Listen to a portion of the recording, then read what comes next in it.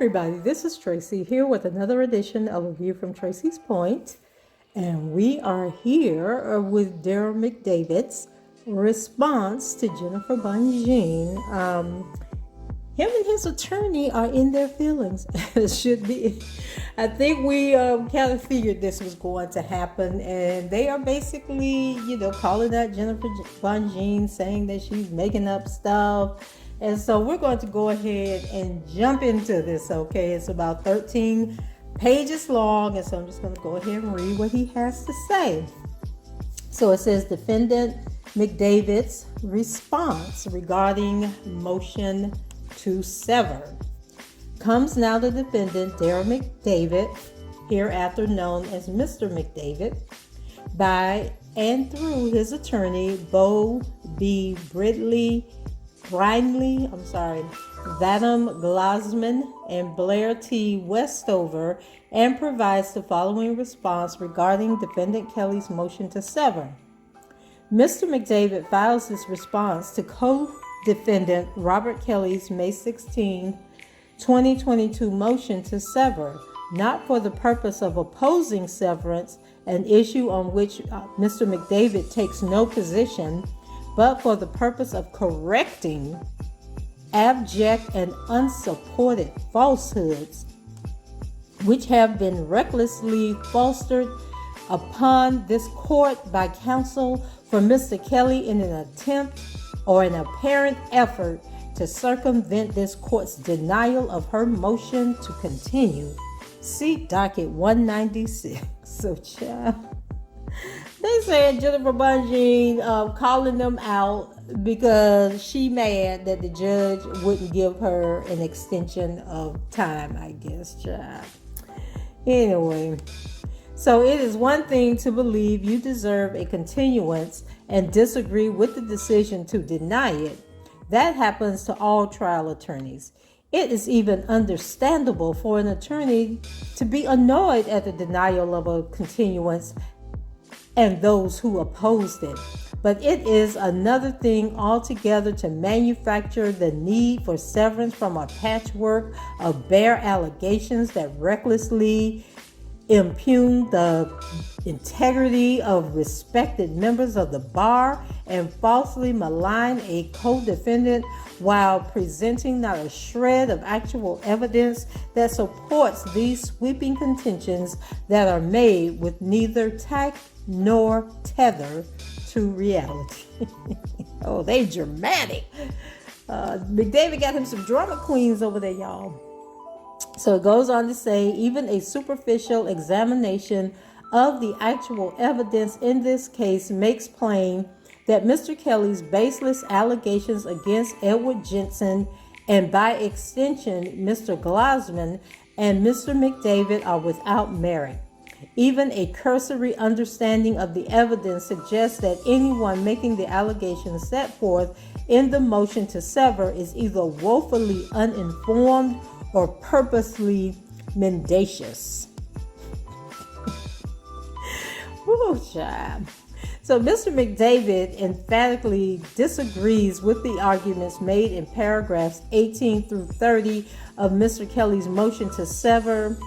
In summary, Mr. Kelly alleges that the late Edward Jensen engaged in misconduct or perhaps criminal actions while preparing for Mr. Kelly's 2002 trial in Cook County. Further, Mr. Kelly argues that as a result, Mr. Glasman, who was not hired by Mr. Jensen until long after Mr. Kelly's acquittal, is conflicted from representing Mr. McDavid on a case brought a decade thereafter. The undersigned are concerned that Mr. Kelly's motion could be somehow construed as a basis for disqualifying Mr. Glasman and thereby depriving Mr. McDavid of his Sixth Amendment right to counsel of choice. Mr. McDavid does not take that matter lightly. Well, if you sever, he can have whatever attorney he wants to have. She's saying that as long as he's connected to Mr. Kelly's case, there is a conflict of interest and he needs to be off the case. Now, if y'all want to keep him on the case, then agree to the severance of the cases and have your own little trial. And then you can have whatever attorney you want to have. Okay, so it goes on to say the rules do not permit and the Sixth Amendment does not allow any finding of conflict on the part of Mr. Glasman in this instance, nor will Mr. Glasman's former employment with Mr. Jensen affect the instant trial in any respect whatsoever. Mr. Glasman was just entering high school when Mr. Jensen was hired by Mr. Kelly in 2002 and was an undergraduate at the time that Jensen's representation ended in 2008. Mr. Glasman took no part in Mr. Kelly's trial or the preparation thereof. He has absolutely no information, confidential or otherwise, relating to that trial, other than what he has seen in the discovery in the instant case and what is publicly available to anyone with an internet connection and the ability to use Google. It was not until years after Mr. Jensen's representation of Mr. Kelly that Mr. Glasman was ever approached about representing anyone related to this investigation. He was ultimately engaged by only Mr. McDavid. So that was their opening statement. Okay, now here is their argument. A. Timeline and Chicago Sun-Times interview. Mr. Kelly was indicted in state court in 2002. He hired Mr. Jensen and his firm to represent him on that matter. The case was tried and Mr. Kelly was acquitted in 2008. As Mr. Kelly notes in his severance motion. 22. According to the government, individual A, who worked with Kelly's legal team, allegedly agreed to pay money to victims and witnesses and others to ensure that they did not cooperate with law enforcement. Individual A also allegedly arranged for individual B to be paid hundreds of thousands of dollars for obtaining and returning videotapes that depicted Kelly having contact with a minor. 23. According to investigative reports, the conspiracies charged in counts 5 and 6 of the indictment occurred in part in the law offices of Ed Jensen, and that the completed crime of receiving CP, as alleged in counts 7 and 8 of the indictment, took place in Jensen's office. Okay, Mr. Glasman does not know individual A. He has never spoken with individual A. Outside of the discovery in this case, Mr. Glasman has no special knowledge about the relationship between Mr. Jensen and individual A. As the indictment alleges, these acts, which Mr. David will contest robustly at trial, took place between 2001 and 2008. The only specific acts charged in counts 5 and 6 to which Mr. Kelly can possibly be referring took place in 2007 and 2008. Count 7 concerns allegations that occurred between 2001 and 2002. Count 8 occurred in 2007. Mr. Glasman was hired as a law clerk for another attorney working in Mr. Jensen's office in 2012. He started working directly for Mr. Jensen in June 2013, again as a law clerk. Mr. Glasman received his law license in May of 2014 and continued working for Mr. Jensen as an associate until he closed his office in November of 2017. After Mr. Jensen's law office closed, he employed Mr. Glasman periodically for the first half of 2018 to finalize some outstanding matters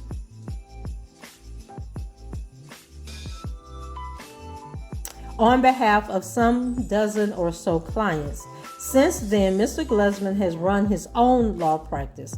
Mr. Glusman had nothing to do with any representation of Mr. Kelly at the trial in the underlying state matter for which he was acquitted well before Mr. Glusman even became a lawyer.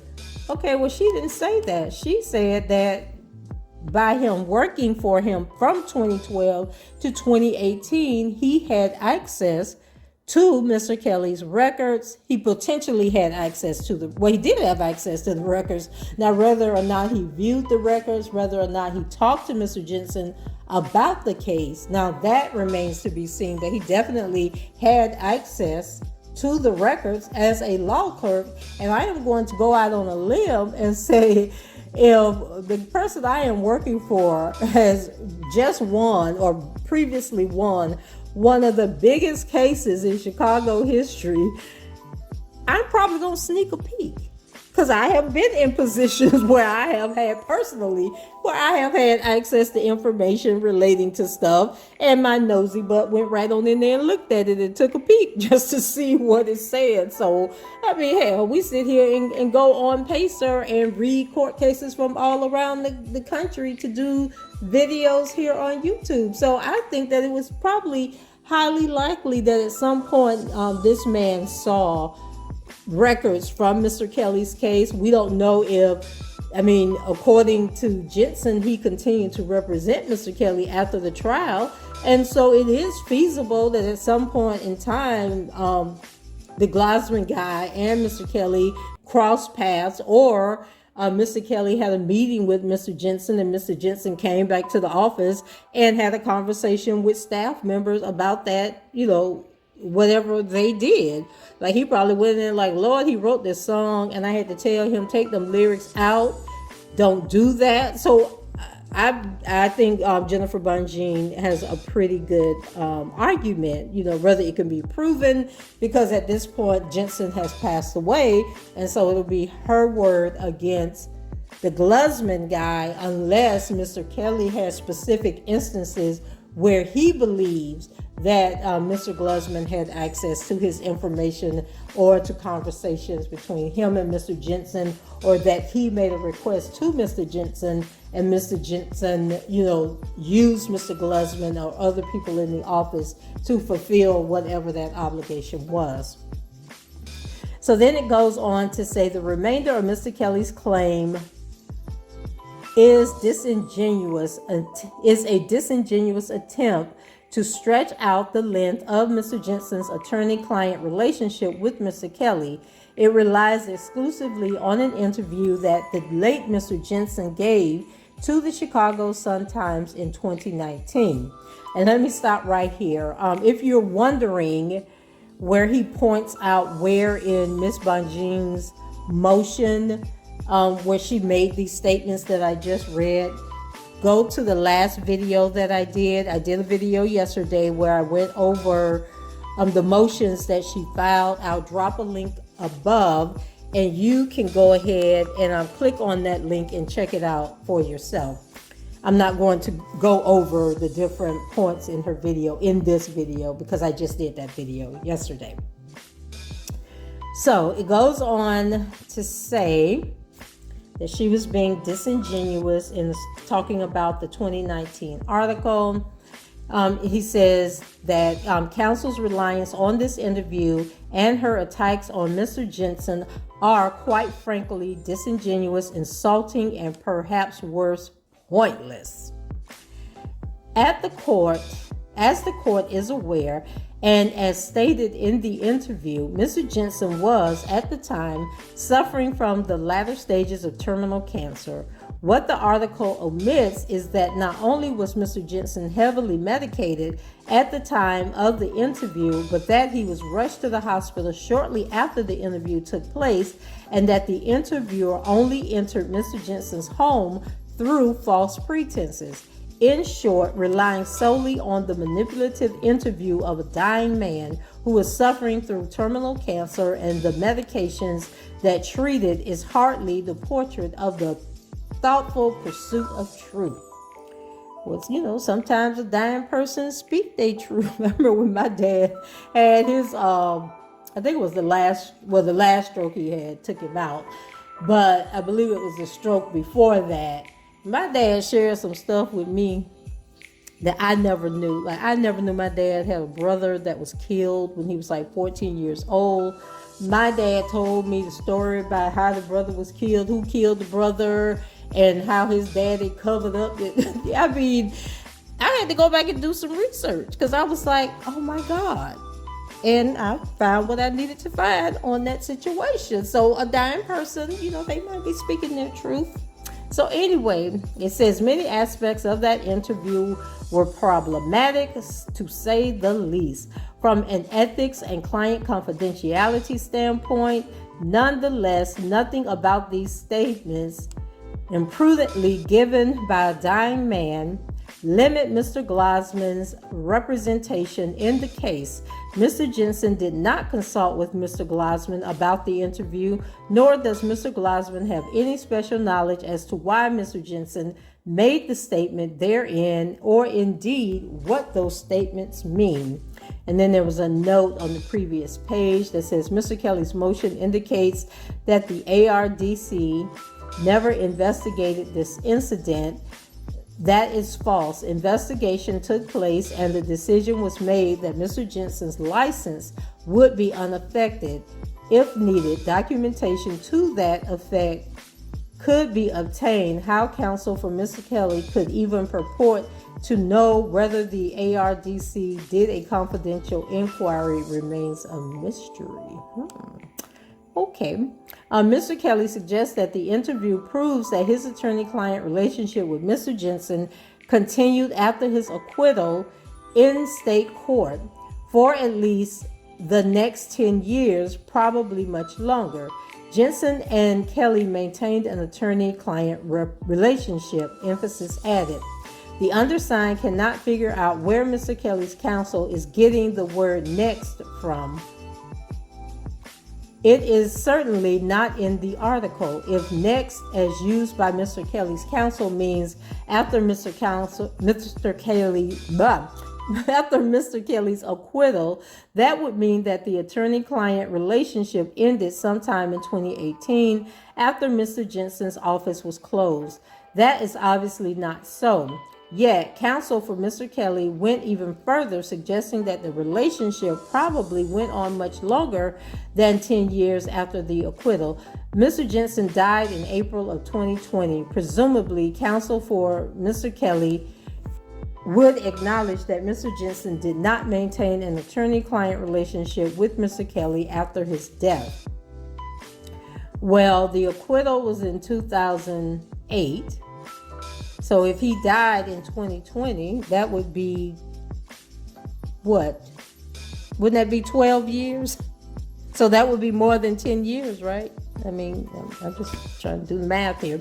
Anyway, further, use of word probably by Mr. Kelly's counsel is an odd choice. It seems that the best way for Mr. Kelly's current counsel to discover when Mr. Jensen ceased representing Mr. Kelly would be to ask her client. If she wanted to present any meaningful support for her allegations about Mr. Jensen's representation, she would do what the Seventh Circuit requires for someone making factual allegations in a motion in which they are the proponent. Provide a supporting affidavit from the client, which asserts the claimed facts. This is the standard procedure for the party bringing the motion. Counsel for Mr. Kelly does not do that, nor could she. Mr. Kelly knows very well that there was no further representation by Mr. Jensen following his acquittal. Now, I am going to have to dispute that because wasn't part of his trial was that the Jensen guy was telling him to get these notes, to write these letters, have people write these letters when they did things, get the non-disclosure agreements, and all these things that he said he was doing, asking for ID, making copies of ID, and that type of stuff. Wasn't all of that coming from the Jensen man after he was acquitted? And the Jensen man himself said that he continued to work with him after the trial and telling him what song lyrics. I mean, like, that's not something that you just make up. That seemed very, very purposeful, that he was actually, when Mr. Kelly was doing songs, getting ready to release music, he was basically going over the music and being like, oh, don't put that in that song. Don't do that. It's time to move away from that kind of music. So I don't know. What do you guys think? So, child, this thing go on. We got a few more pages. It says, instead, counsel grasps at a single ambiguous statement of a terminally ill and now deceased man. Quote, I didn't facilitate him. He had already done what he'd done, Jensen said. I did facilitate him in the sense I kept him out of trouble for 10 years. I was vetting his records. I listened to them. Which ones would make a judge mad? ID, emphasis added. Mr. Kelly's motion for severance implies that based solely on that statement, this court should somehow infer that Mr. Jensen and Mr. Kelly maintained an attorney-client relationship for a decade following Mr. Kelly's acquittal. This claim is made without any statement from Mr. Kelly and even hints that such a relationship existed. That inference is wholly unsupported by the interview. The interview does not come off as one where Mr. Jensen is contemporaneously examining records in an effort to precisely recount the time period of his attorney-client relationship with Mr. Kelly. Even if one were inclined to take 10 years as a definitive and accurate statement as the length of representation, that would mean that the attorney-client relationship ended in 2012. Okay, so they're basically saying that the 10-year clock started in 2002 when Mr. Kelly was first arrested, and that the 10 years ended at 2012, which conveniently is the year that Mr. Glusman was hired. So it says that is the same year that Mr. Glusman was first employed by another attorney in Mr. Jensen's office as a law clerk, not even a full-time permanent employee. At the time, there is no indication that the other attorney, and to an even lesser extent his law clerk, had any dealings with Mr. Kelly. Indeed, there does not appear to have been any reason for Mr. Jensen to have any dealings with Mr. Kelly. Indeed, there does not appear to have been any reason for Mr. Jensen to have any dealings with Mr. Kelly during this time. Hence, without some supporting statement from Mr. Kelly, the presentation of this allegation is both troubling and transparent. It is troubling because without any supporting statement from Kelly, these allegations can only be described as reckless and ill-considered. It is transparent because it is an obvious attempt to manipulate a way around the court's ruling regarding the trial date in this case. Now, I'm trying to figure out how he connecting this to when the trial would start, because there are multiple lawyers on the team. So if you have to kick one of them off the team, you still got a team left. And if you sever the case, that doesn't delay Mr. Kelly's trial at all. The McDavid man trial can take place in July or whenever. So I'm going to keep reading to see how he's making this connection. So Mr. Glusman has no idea what Mr. Jensen meant by vetting in the above quoted passage, nor does Mr. Glusman have any independent knowledge of how long Mr. Kelly and Mr. Jensen's attorney-client relationship lasted. Mr. Glusman does not recall having any contract with or observing anyone in Mr. Jensen's office having contact with Mr. Kelly during this time there. Mr. Glusman does not know and has never spoken with individual A. Furthermore, it seems entirely likely that Mr. Jensen, who again was in the final stages of terminal cancer, was referring to the time when Kelly's state charges were pending. For example, in discussing what he vetted, Mr. Jensen referenced the song Ignition. I was riding in the car listening to a song and said, "Are you crazy? This is all I need." He rewrote it. Ignition, Jensen said. It's a song related to a guy driving around in a car with his girlfriend. It was originally a high school instructor in a class teaching people how to drive a car. I changed the words. Mr. Glinson's use of the word records seems to be referencing not business records, but music records. By vetting, Mr. Jensen seems to mean listening to his music for anything that might be used against him in court.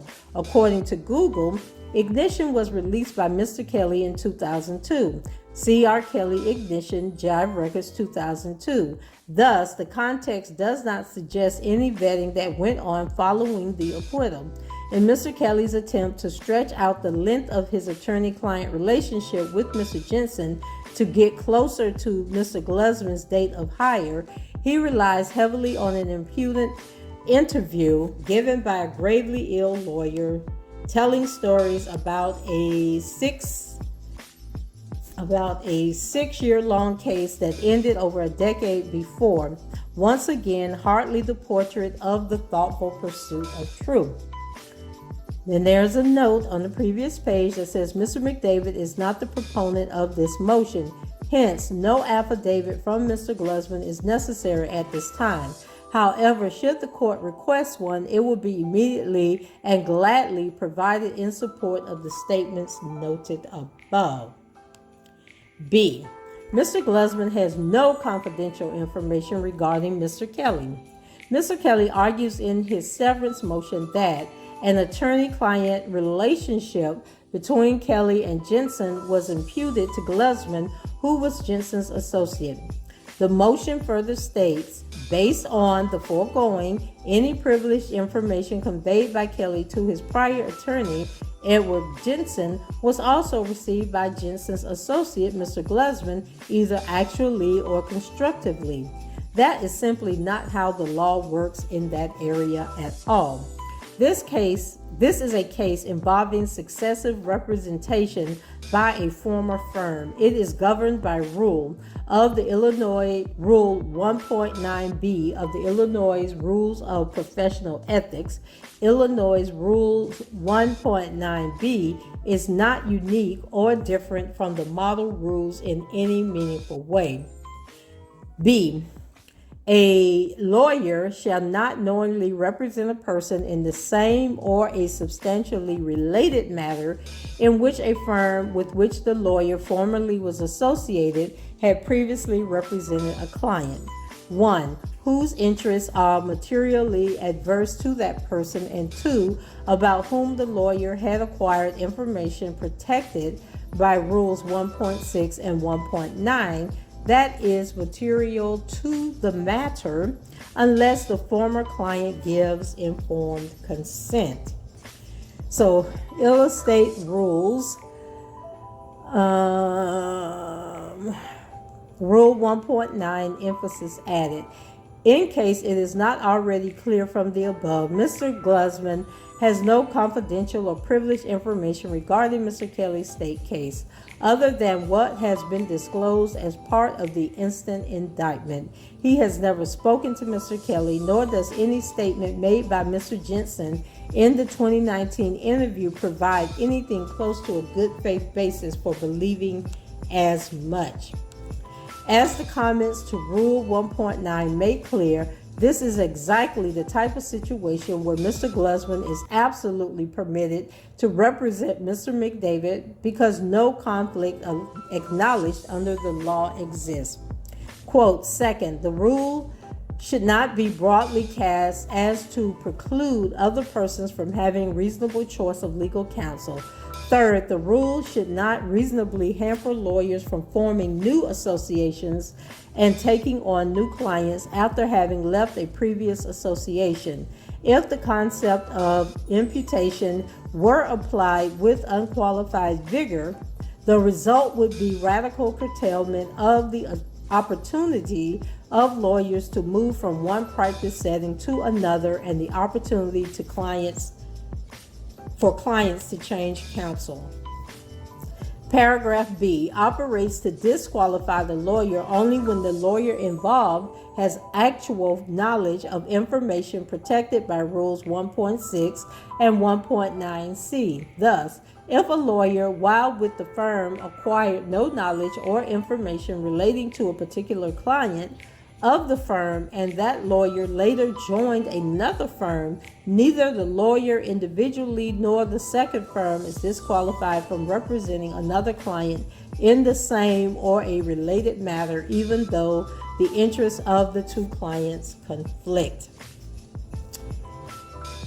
And then he goes on, it says, Mr. Kelly asserts that in the years following Kelly's acquittal, Kelly and Jensen maintained an attorney-client relationship. If that is true, counsel should be able to do better than making an allegation that seems to be based exclusively on a far-flung extrapolation from an already ambiguous statement in an interview given under what was obviously a hampered mental state. Mr. Kelly was simply not a client of Mr. Jensen during Mr. Glusman's employ. The most consternating aspect of the allegations in Mr. Kelly's motion to sever is that all of it serves absolutely no purpose. Even if the Jensen-Kelly attorney-client relationship could be in some de minimis way that Mr. Kelly's motion does not establish, stretched into a time when, and then let me read a note here. Whatever one might say about Mr. Jensen during his prime, he was not an attorney known for having loose lips with the press. Okay, so let's continue on. Let me go back and read that part of the statement. That Mr. Kelly's motion does not establish, stretched into a time when Mr. Glusman worked for Mr. Jensen. Rule 1.9b still applies. Mr. Glusman did not have any privileged conversations with Mr. Kelly, nor did he obtain or have any reason to obtain confidential information. United States versus Sanders, which was a case heard in the Northern District of Indiana, I think, November 22nd, 2010. Although in this case, defendant Scott's interests are materially adverse to defendant Sanders' interests, Sanders' argument fails on the second prong of Indiana Rules of Professional Conduct 1.9b because there is no basis or showing that Scott or his attorney, Lawrence W. Levin, in fact actually acquired any protected information about Sanders. In regards to Pro Education International, Inc., which was a case heard in the Fifth Circuit in 2009, under Texas Rule 1.09b, Kennedy was conclusively disqualified by imputation from representing DeAndrea only while he remained at Jackson Walker. When Kennedy ended his affiliation with Jackson Walker without personally acquiring confidential information about Mindprint, his imputed disqualification also ended. And that was the case that they were citing. If one is going to attack someone's integrity, it should be at least for a reason. Yet, legally, Mr. Glusman has no conflict. Hence, nothing about him or Mr. Jensen could serve as the basis for severance. Mr. Glusman does not have any special knowledge that could put Mr. Kelly at a disadvantage. That is the simple reality of the law. It applies to this situation. All of these claims about Mr. Jensen serve no purpose under the law. C. Allegations regarding Mr. McDavid. All right now. So as counsel for Mr. McDavid told Mr. Kelly's lawyer, Mr. McDavid is not going to present his defense to anyone prior to the beginning of trial. He is not required to and would be foolish for doing so. Nonetheless, he will say that which with the evidence plainly demonstrates to anyone who actually looks at it, Derrell McDavid never took a dollar from Mr. Kelly without authorization and justification. As with the claims regarding Mr. Jensen and Mr. Glusman, counsel for Mr. Kelly uses conjecture, bare allegation, and conclusory statements to stand in for which is missing in the motion to sever, citation to any action, exhibits, or proven facts about Mr. McDavid's handling of his client's finances. Counsel for Mr. Kelly has indicated a difficulty in getting through all the discovery. Perhaps that is the explanation for these claims about Mr. McDavid. If not, it is hard to imagine from whence these assertions find their genesis. Mr. Kelly's motion ignores detailed audits that were conducted regarding all of Mr. Kelly's accounts and Mr. McDavid's handling of them, nor does it reference the independent lawyers who represented Mr. Kelly regarding his contractual relationship with Mr. McDavid and counseled him about the contract's terms and the settlements of the subsequent lawsuit. When an individual has his own independent legal team examining a contract's terms at the time of execution and negotiating a settlement upon its subsequent breach, it is rather hard to define a sense in which the individual was somehow tricked by the contract process. If Mr. Kelly had evidence contradicting this common sense reality, he would no doubt present it. The fact that he does not speak volumes. Okay, so he's saying that the fact that he hasn't presented any of this information speaks volumes. So he's basically saying that Ms. Bonjean is acting on her own accord and not based on what Mr. Kelly is telling her. So Mr. McDavid will not take the time to dignify each of Mr. Kelly's allegations, which are made without citation to any exhibit or statement from Mr. Kelly, with a response. What he will do is remind the court of the simple proposition that the proponent of a severance motion bears the burden of proving the allegations alleged to justify severance. That is not a controversial point of law. Yet, when it comes to proof supporting any of the allegations about Mr. McDavid, Mr. Kelly's motion cites none. This is because reference to actual evidence would not possibly aid Mr. Kelly's cause in contending, and y'all know I just lost my page, right? Cause in contending some sort of theft or bad faith by Mr. McDavid. There was none. Will there be antagonistic defenses? Mr. McDavid does not have any reason to believe there should be, but it is always possible where there is should there be a severance? Maybe.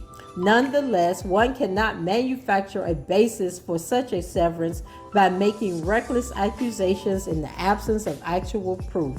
The law does not allow that, thankfully so. Conclusion. Mr. McDavid does not object to Mr. Kelly's motion to sever. However, severance should not be granted, nor should any other action be taken by this court based on unsupported and unproven allegations. Respectfully submitted, Bobby Brittany, Vladimir Glasman, and Blair Westover. Whoo, child, they are in their feelings. Okay. My thoughts. Okay, they're in their feelings. I think that Jennifer Bonjean, she strikes me as a type that just wouldn't be throwing stuff out there. She did state that she was in a hurry to put this motion out because she's headed to California to defend Mr. Cosby, whose lawsuit against him begins on the 22nd, which I believe is Monday. I just don't see her as making these things up. Now, does she have, well, actually the 23rd. The 22nd is Sunday, so maybe the trial starts Monday or Tuesday. But in any event, she's in California. And Mr. Kelly will not be in California at that trial. I don't know if he's going to appear via video conference, but they're saying that, he's not putting his health in jeopardy trying to get to California to deal with this hussy. And then there's a lot of stuff going on with that case where the lady has, I guess she found out that Jennifer Bonjean had pulled the manifesto at the Playboy Mansion for 1974 when she claims whatever happened. Now she's claiming that, oops, I got the dates wrong. Child, it was 1975. and the judge allowed the case to continue. And I guess it took Ms. Bonjean a while to get those manifestos from 1974, and she may not be able to get the 1975 records in time for the trial. So we'll see what happens. Now, as for the motion, I'm thinking somebody has said something to Ms. Bonjean about Derrell McDavid. I mean, there have been rumors floating around for years, for decades, about Derrell McDavid stealing from Mr. Kelly. So there has to be some validity. Now, I don't know to what extent the validity is. I read to you guys in the video that article that stated that when Derrell McDavid was getting money to open his restaurant or buy the building where the restaurant is, that he got the money from Mr. Kelly under the false belief that Mr. Kelly was going to be an investor and would there profit from the restaurant. So he gave him the $1.3 million, and then Derrell McDavid allegedly put everything in his name, and that Mr. Kelly did not benefit in any way from this investment. So I'm thinking there has to be records of that. There has to be people that are talking to Jennifer Bonjean, people like Keith, who were around Mr. Kelly all these years, other people that have been there, since day one, who can testify that, hey, this man was stealing from him. Mr. Kelly believed that this man was stealing from him, and giving instances. And then where this guy is saying, oh, well, he couldn't have done it because there are records, to show there's like a chain of command and records showing that Mr. McDavid did everything above board. Well, if Mr. McDavid is the one who's being accused of the theft, and Mr. McDavid is the one making the transactions, then needless to say, Mr. McDavid could create the documents, to make everything look like Mr. Kelly knew what was going on. And so, that argument really doesn't hold true, because, once you start digging into it, you can find out what was really going on. And then I'm sure they have the records from the accountant. I can't remember his name, but he testified in the Eastern District of New York, where he created that octopus drawing and basically showed Mr. Kelly where all of his money was going, like who was using him, who was taking money, who was embezzling and doing different types of things. So I'm sure Jennifer Bonjean has access to all that information. So I will look forward to her response to McDavid's legal team. And my thing is, if Mr. McDavid doesn't care about severing and having his own trial separate from Mr. Kelly, then we don't even need this back and forth and bickering between the attorneys. The judge should just go ahead and allow them to sever, and Mr. McDavid can go ahead on and have his case. Now, if they're saying where he's like, the reason she's doing this is because she wants to delay the trial, well, there were two reasons that the judge said he wasn't going to delay again. He was going to do another continuance. One was Derrell McDavid says, I want this over and done with. I want to go to trial. So no, I don't want another continuance. I need this trial to start on August 1st. That was number one. And number two, the judge is like, this has drug on for 3 years. Like, it's got to go to trial at some point.